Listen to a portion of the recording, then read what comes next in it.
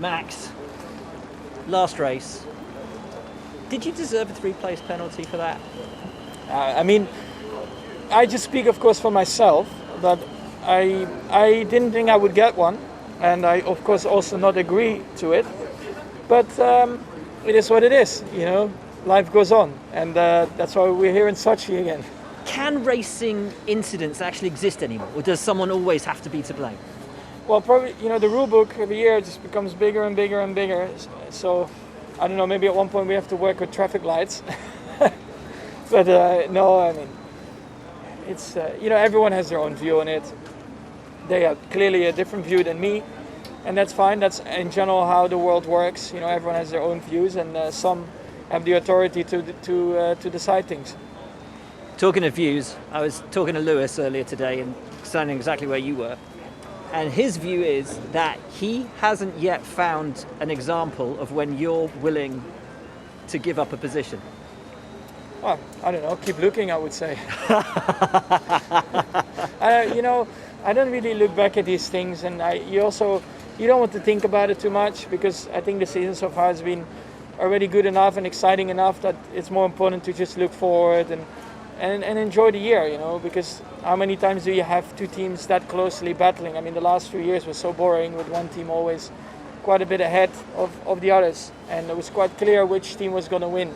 So, and that's what I'm also enjoying, you know, that we finally have a battle on our hands. Every weekend you go out there and you're not sure what it's going to be. Like, can we win? Can we be on the podium? Or is there a surprise from another team? I think that's just good for Formula One. One of the other things he said was he remembers going for his first title and the way he wanted to win every single fight. Are you focused on the fight, or are you focused on the war? I think every person is different. I think for my age, I think I'm already way ahead compared to the people back in the day fighting.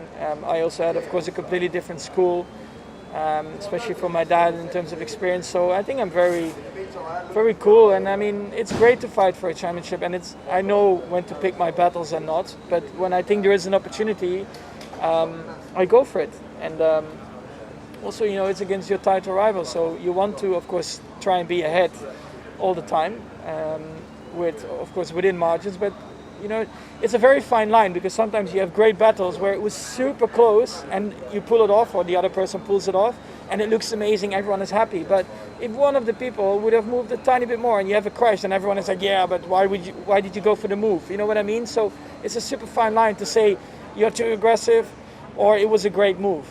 So that always happens in Formula One, and it will always stay. It is always, of course, easy to judge or say something afterwards with anything in life. But like I said, those things can happen in racing, and I think they also sometimes should happen, because it keeps everything exciting. And we also, I think, should be able to forget, forgive, and move on.